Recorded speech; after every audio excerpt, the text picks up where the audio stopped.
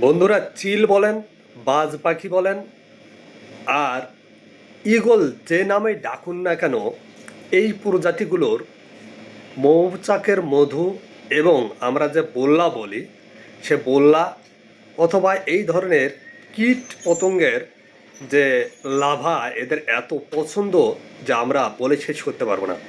অবশ্য জাপানিজদের কাছে এই বোল্লা নামে যে আমরা এই কীট বা পতঙ্গ বলে থাকি, এটার লাভা জাপানিজদের কাছে অত্যন্ত একটি সুপ্রিয় খাবার এবং এরা এই খাবারটিকে একেবারে উৎসাহ মানে উৎসব মুখরভাবে গ্রহণ করে থাকে। আর এই ভিডিওতে দেখছেন কিভাবে একটি বাজ বা ঈগল সেই বোল্লার একেবারে ঢোপ বলি আমরা বা বাসা, সেখান থেকে কিভাবে ভাঙে নিয়ে গিয়ে সেই লাভাগুলো খাচ্ছে বা বোল্লাগুলোকে খাচ্ছে। ধন্যবাদ।